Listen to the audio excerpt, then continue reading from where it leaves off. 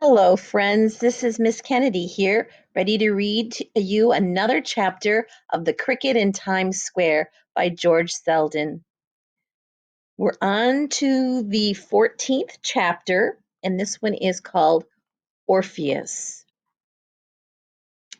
Chester didn't have long to wait. In a few minutes, Tucker came bounding into the newsstand and up to the stool and the shelf. Harry followed him, ambling silently along as always. Tucker Mouse took himself very seriously now that he was the manager of a famous concert artist.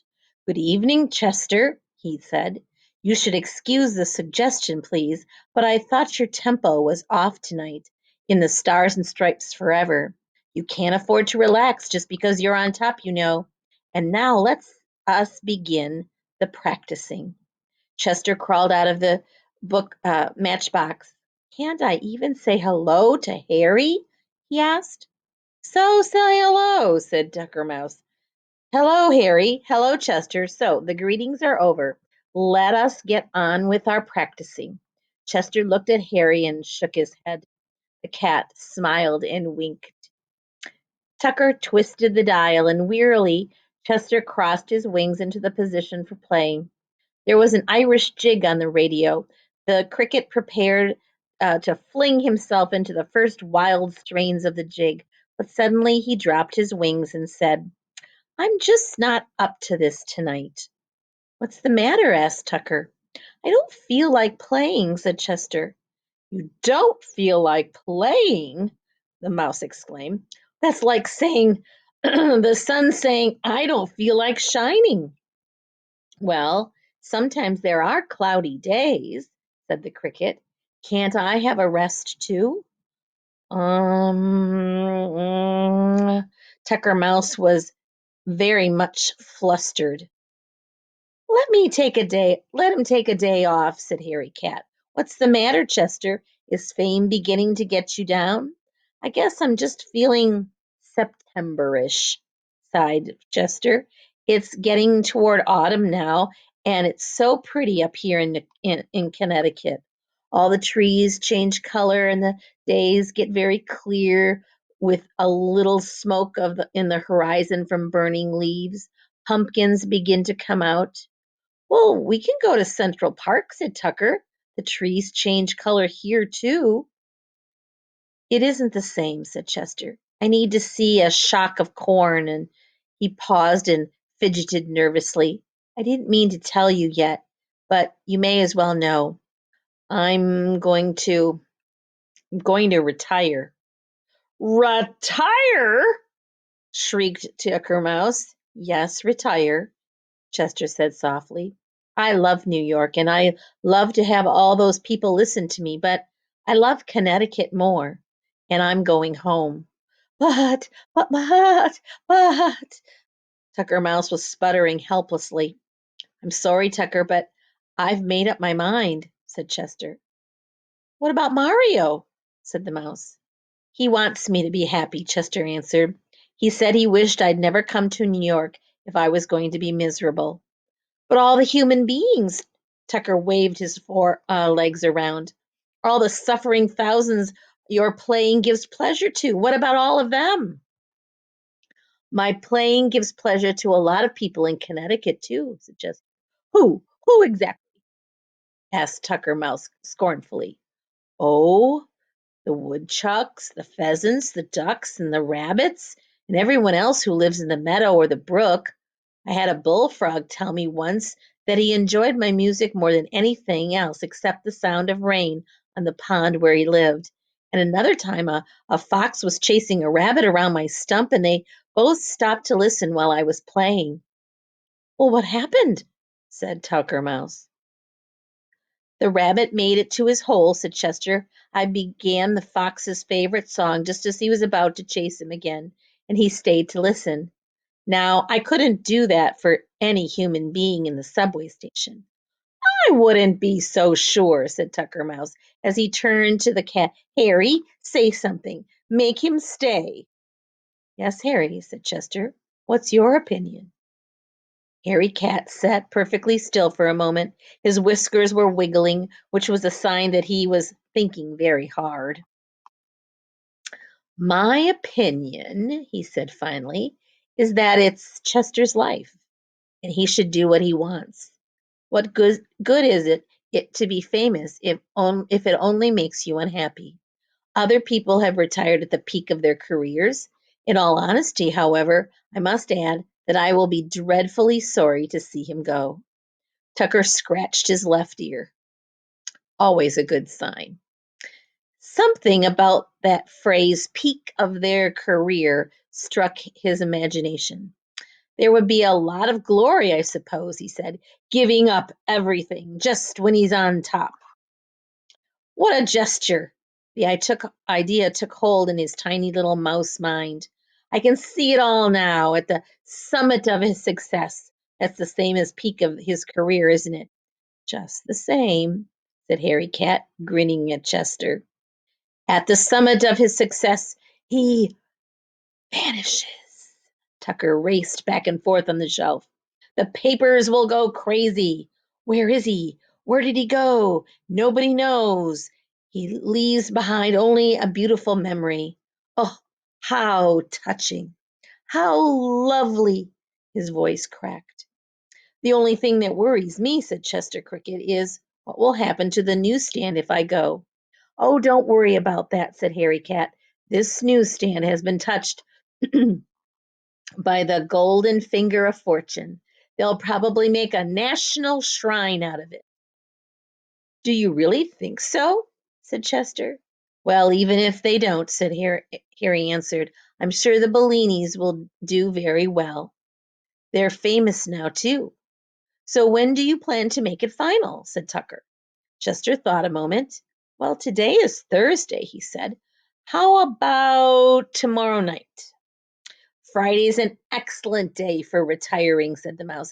If I ever retire from scrounging, it will be on a Friday. Chester Cricket heaved a big sigh. Oh, I feel better, he said. If you want me to learn some new pieces for tomorrow now, I will. Oh, why bother? Said Harry Cat. Tonight's your last full night in New York. You may as well enjoy yourself. Come to the drain pipe, said Tucker Mouse, and we'll have a party in the honor of your retirement. I have plenty of food, and there are no matches to burn the place up. So the three friends hopped and scuttled and padded across to Tucker's home, where a fine farewell feast was held, and it was thoroughly enjoyed by all. The next day, at 5 minutes to 6, Chester was about to begin the last public piece he would ever play in New York City. It was Friday night, the busiest time of them all, and besides the commuters coming home from work, the station was swarming with men and women who were leaving the city for the weekend on their way to Grand Central Station. But they all stopped to listen to Chester. There were so many people crowded around the newsstand, the police had to keep the aisles to and to and from the subway trains open with ropes. The Cricket had just finished his most beautiful concert. For his final encore, he wanted to play the opera. It had been written for six people, but even though he was very talented, Chester could do only one part. So he took the tenor's music because it carried the main theme most of the time. They didn't know it, but Chester was playing the sextet in honor of the whole Bellini family. It was Papa's favorite of favorites, and Mario and Mama loved it too. Chester wanted them to always remember him playing this piece. As he struck it up the first notes, a sigh of pleasure came from Papa Bellini, and he sat back on the stool with his eyes closed. Mama leaned against the side of the newsstand, resting her head on her hand. At the sound of the familiar strains, without her meaning to, a smile spread across her face. Mario was bending over the cricket cage, fascinated by the way Chester moved his wings when he was playing, and he was awfully proud that it was his pet everyone was listening to.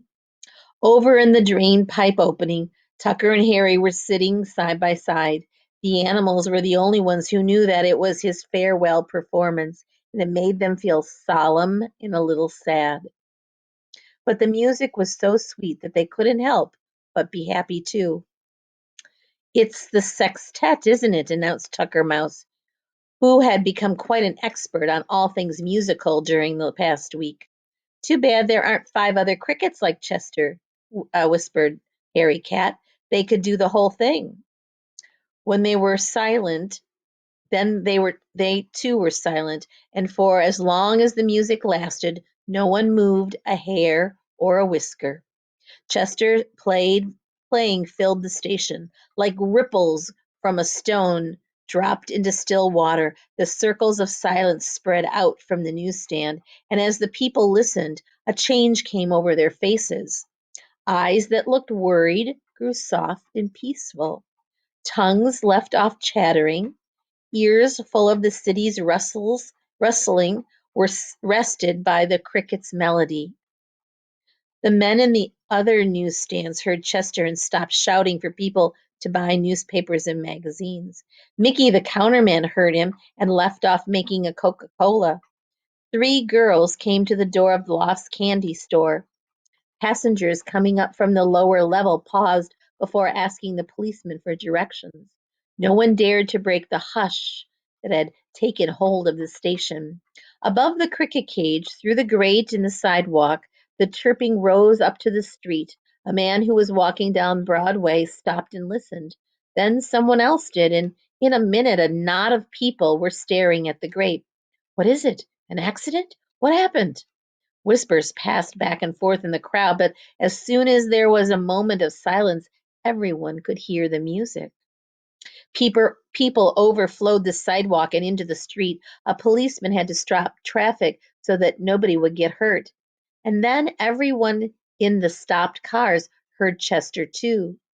You wouldn't think a cricket's tiny little chirp could carry so far, but when all is silent, the piercing notes can be heard for miles. Traffic came to a standstill. The buses, the cars, the men, the women walking, everything stopped. And that was the strangest of all. No one minded. Just this once, in the very heart of the busiest of cities, everyone was perfectly content not to move and hardly to breathe. And for those few minutes while the song lasted, Times Square was as still as a meadow at evening, with the sun streaming in on the people there and the wind moving among them as if they were all tall blades of grass. That's the end of that chapter. There's one picture, which is also on the cover of our thing in the drain pipe. The three friends are having a celebration. They're sitting there eating and drinking for the last time together. Wow, to retire and move on and go back to his home. I bet Chester must be a little sad and a little happy all at the same time. I wonder, has that ever happened to you too? Where you've been in a situation where you've been happy and sad? Well, I'm going to say goodbye for now. We have one final chapter left. Take care.